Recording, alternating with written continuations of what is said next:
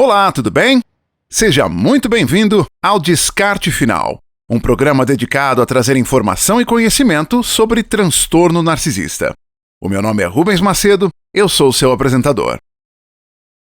Tem um monte de coisas que você tem entalada na garganta e você quer dizer para o narcisista, você precisa falar.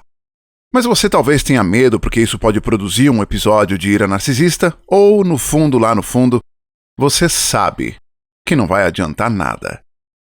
O presidente americano Abraham Lincoln talvez tenha um ensinamento do qual a gente pode se beneficiar para essa situação.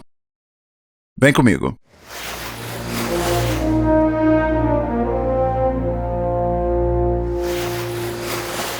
O presidente Abraham Lincoln tinha uma prática que ficou conhecida como cartas quentes. Pesquisando sobre isso, eu encontrei algumas coisas boas no Huffington Post, no New York Times, mas o artigo que eu achei mais interessante foi o da Philadelphia Church of God, a Igreja de Deus da Filadélfia. Eu li o artigo 3 vezes ao longo da semana para compreender melhor a história para poder abordar aqui. E como parte do processo de memorizar e compreender a história, eu decidi traduzir o artigo manualmente, eu mesmo digitando sem o apoio de ferramentas digitais. E conforme eu digitava a tradução, eu pensei, caramba, essa história é tão boa, eu não queria correr o risco de perder nenhum detalhe. Então eu vou ler a tradução do artigo aqui na íntegra e depois eu vou traçar os meus pontos e como que eu linkei isso com o tema central do canal, que é abuso narcisista. Mas a minha intuição me diz que, conforme você ouvir a história, você vai saber qual foi a ligação que eu fiz. Então, vamos lá. O presidente Abraham Lincoln estava bravo. O exército da União tinha acabado de vencer a batalha mais importante da Guerra Civil até o momento. A Batalha de Gettysburg foi uma dura conquista para a União, um horror de 3 dias que custou aos exércitos do Norte e do Sul mais de 51 mil casualidades, incluindo 8 mil mortos. Após Gettysburg, o general da União, George Meade, permitiu que Robert Lee e o exército confederado se retirassem sem serem molestados. Se Meade tivesse ido em uma ofensiva e perseguido os exaustos fragmentos do exército confederado, a guerra poderia ter terminado bem ali. No entanto, ele se contentou com a vitória e deixou o exército do general Lee escapar. Em parte por causa da inação de Meade, a guerra se arrastou por mais 2 anos sangrentos e desnecessários. O presidente estava compreensivelmente desapontado com a decisão de seu general. Ele verbalizou isso para o general Henry Halleck, que enviou um telegrama para Meade. Eu nem preciso lhe dizer que a fuga do exército do general Lee sem mais uma batalha criou uma grande insatisfação na cabeça do presidente. E vai requerer uma ativa e enérgica busca da sua parte para remover a impressão de que não foi suficientemente ativa até agora. Essa declaração feriu Meade. Ele pediu para ser destituído do seu comando. Quando ouviu a notícia, Lincoln ficou chateado.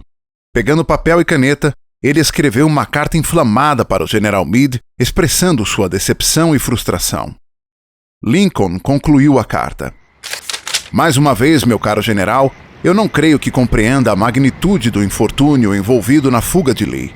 Ele estava facilmente ao seu alcance, e ter se aproximado dele teria, em conjunto com nossos sucessos anteriores, terminado a guerra. Como está, a guerra será prolongada indefinidamente. Se você não pôde atacar Lee na última segunda-feira, como poderá fazê-lo ao sul do rio, quando pode levar consigo um pouco mais do que 2/3 da força que tinha em mãos na ocasião? Não seria razoável esperar, e eu não espero que agora consiga efetuar muito. A sua oportunidade de ouro se foi, e eu estou imensamente angustiado por causa disso. Terminando a carta, ele a dobrou e colocou-a em um envelope. Então colocou-a em sua mesa, onde ela foi encontrada entre seus papéis após sua morte. Lincoln escreveu no envelope: para o general Meade, nunca enviada ou assinada. Ao invés da carta de Lincoln, Halleck enviou a Meade um telegrama esclarecendo sua declaração anterior e recusando o seu pedido para ser destituído do comando. O general Meade manteve seu posto. Ele nunca ouviu diretamente do presidente Lincoln que ele culpava Meade pela fuga de Lee. Lincoln percebeu que despertar a ira do general por meio de uma repreensão dura e direta neste momento teria piorado a situação. Gettysburg foi uma vitória extremamente significativa para o exército da União. Se Lincoln seguisse esta vitória, alienando o próprio general responsável por ela, isso teria sido um grande golpe para o moral do Norte. Lincoln não podia se dar ao luxo de perder outro general, especialmente aquele que acabara de obter sucesso. Abraham Lincoln escreveu muitas cartas em sua vida, mas algumas das mais importantes foram aquelas que ele nunca enviou. Ao abster-se de desabafar a sua raiva ou frustração pessoal contra pessoas que muitas vezes a mereciam, o presidente evitou maiores danos a uma nação que já estava a ser dilacerada pela guerra. O educado Lincoln era conhecido por raramente erguer a voz. Ele era um especialista em controlar seu temperamento. No entanto, ele era humano e era um homem muito sensível. Ao longo de sua vida, Lincoln foi frequentemente confrontado com situações que fariam qualquer homem comum explodir de fúria.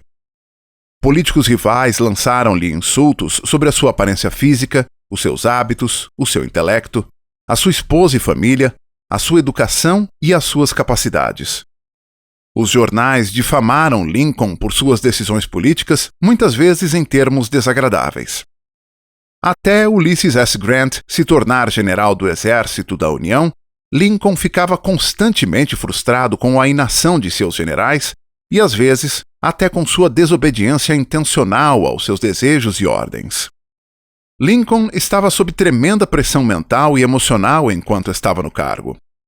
Os laços que uniam os Estados Unidos tinham se desfeito e a nação que ele amava estava em guerra contra si mesma. Vizinho contra vizinho, irmão contra irmão, amigo contra amigo.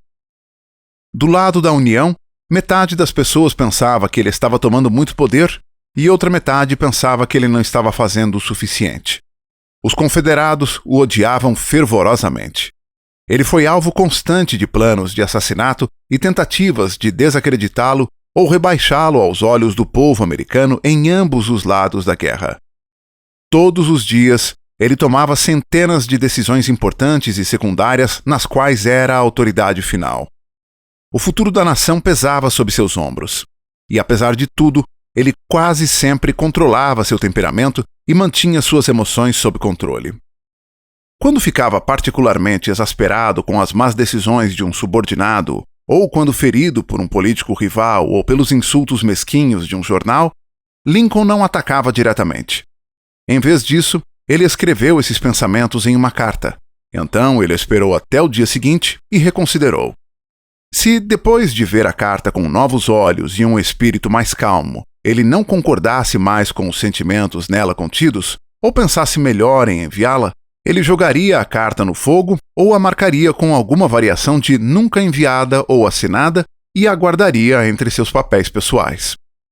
No livro Abraham Lincoln, The Prayer Years and the War Years, Carl Sandburg escreveu que quando as coisas ficassem intensas demais para Lincoln, ele poderia escrever uma carta furiosa com nomes duros e epítetos quentes e depois jogá-la no forno.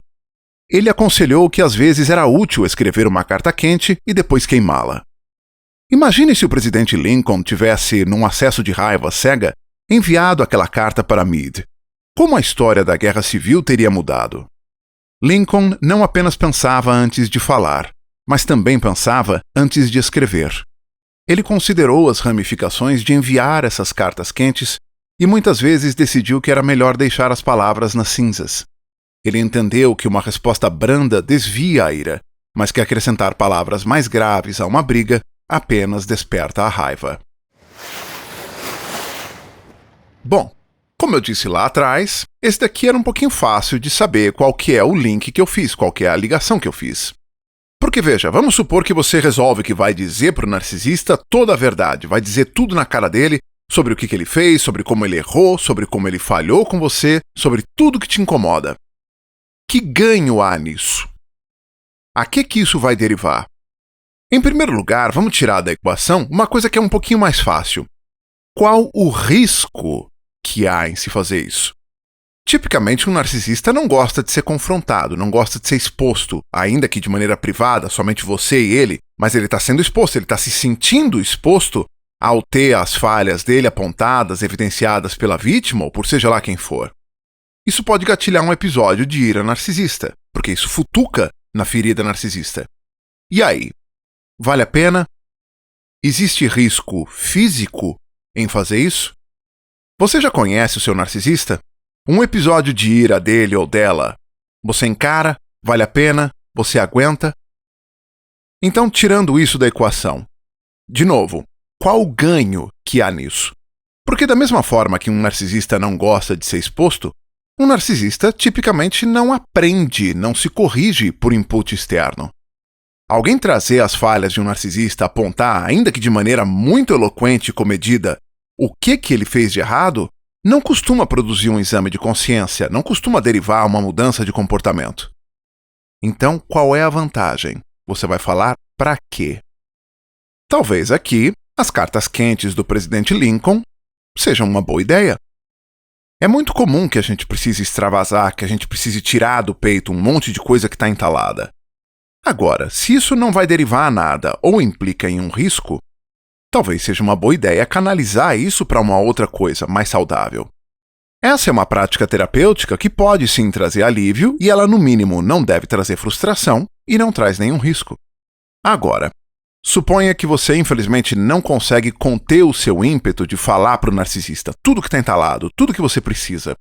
Primeiro, meça o risco, como eu apontei, e, em segundo lugar, ajuste as suas expectativas de maneira realista para entender que isso possivelmente não vai derivar a nada positivo, não vai fazer diferença nenhuma. O filósofo estoico Epicteto, quando falava sobre a dicotomia do controle e sobre o desapego ao resultado, ele usava o exemplo do arqueiro. Ele falava que um arqueiro competente pode lançar uma flecha da melhor forma que lhe é possível. Ele vai encaixar a flecha na corda, puxar o arco mantendo as mãos estáveis, considerar a velocidade e direção do vento, a parábola que a flecha vai fazer ao cair influenciada pela gravidade conforme ela atravessa o ar, mas ele deve compreender que uma vez que ele lançou a flecha, ele não tem mais controle sobre ela. Logo, ele não tem controle sobre o resultado. Ele deve lançar essa flecha da melhor forma que é possível, com desapego ao resultado. Forças externas podem interferir no resultado final. A direção do vento pode mudar. Alguma coisa não prevista pode entrar no caminho da flecha. O alvo pode fazer um movimento brusco, fazendo com que ele não seja atingido pela flecha. Portanto, mesmo sabendo que provavelmente não vai haver nenhuma mudança positiva como fruto de você falar para o narcisista, mas ainda assim você precisar tirar isso do peito, falar na cara, como a gente diz, é muito importante que você, tal como o arqueiro, faça isso com desapego ao resultado. Apego ao resultado é uma fórmula quase que infalível para frustração. O programa de hoje fica por aqui. Se você curte o trabalho que eu faço e acredita que ele pode ajudar mais pessoas, curta, comente, compartilhe, se inscreva. O meu nome é Rubens Macedo. Eu não sou psicólogo ou terapeuta de qualquer espécie. O consumo desse material não substitui ajuda profissional. Se você acredita que está com problemas, procure um psicólogo qualificado. O mais provável é que tenha solução. Até a próxima.